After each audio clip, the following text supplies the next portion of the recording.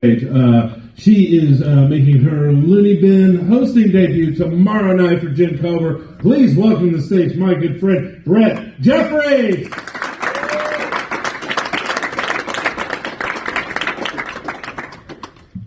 I love that the first guy was here as a punishment, so his friends were like, go punish all those other people.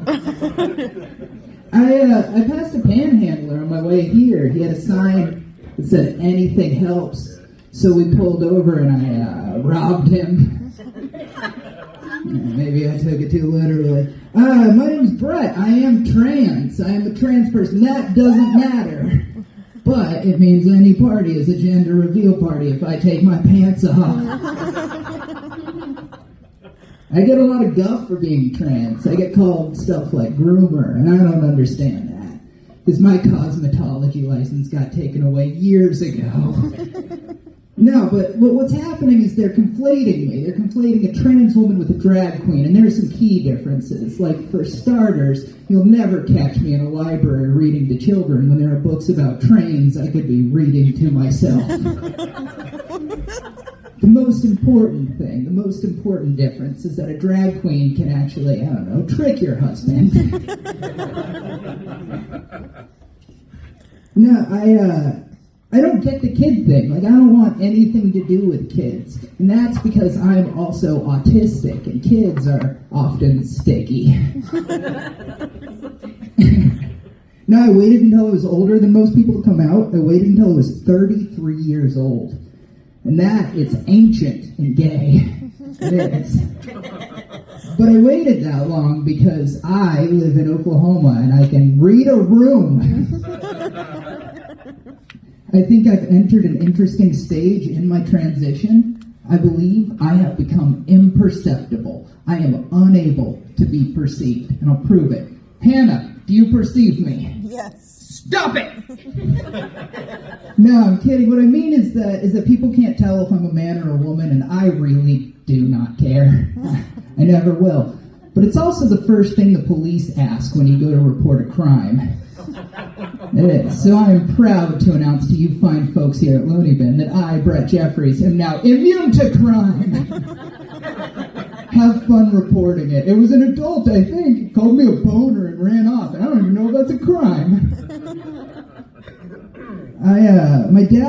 Growing up, my dad always told me that if I grew my hair out, people would think I was a lady. Looking back, I realized he was warning me, but I took it as instructions. And let's just say some things can't be undone, right? All right. Being trans in Oklahoma is fun. It's really hard to explain to people because I know that this is me. This has always been me. I was a kid. I saw Stevie Nicks, and I went, I'm going to do that, but better. I didn't, but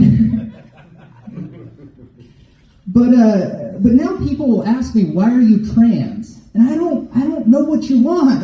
How am I supposed to answer that? I don't know. My relationship with my parents was too good. What am I supposed to say to that?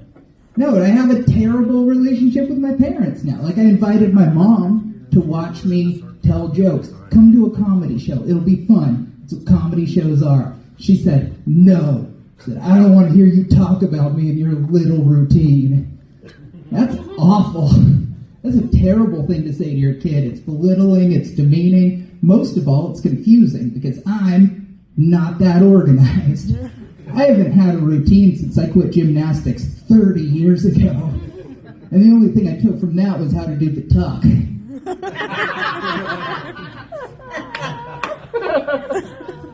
Now, I mentioned I'm autistic, and my parents, they took this as a personal attack.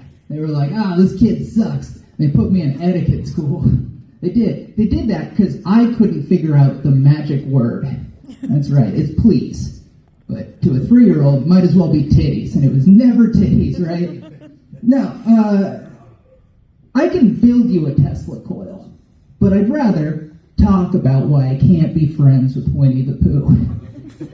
That's autism. And it's because he never uses spoons. His hands are sticky. We've discussed this. While we're on the subject, he should use the small spoon. That's the objectively correct spoon. You don't believe me, I'll have a meltdown to prove it. All right. No, we'll close out with this one. I like talking about autism, but I love my special interests. And recently, I've gotten a new special interest. And I'll tell you about it, but I need you to be real cool, because it's probably a crime. For the last 3 months, I have been trying to release the mopping robot at Quick Trip. That's a true story. What I've learned is that the QT employees do not get paid enough to care. And I haven't been doing it in a way that makes sense, like baiting it by pouring drinks on the floor. No, it's much more autistic than that. I stand in front of it and argue until it changes directions. And I don't have an end goal for this. That's the dumbest part. I don't know what's going to happen if I get it out of the store. Are we going to travel the world? Are we going to solve crimes together? Am I going to convince it that we're best friends while secretly hoping it gets hit by a car? Because I told you I'm autistic. That's regular friendship for me. All right, I'm Brett Jeffries. You have a great night.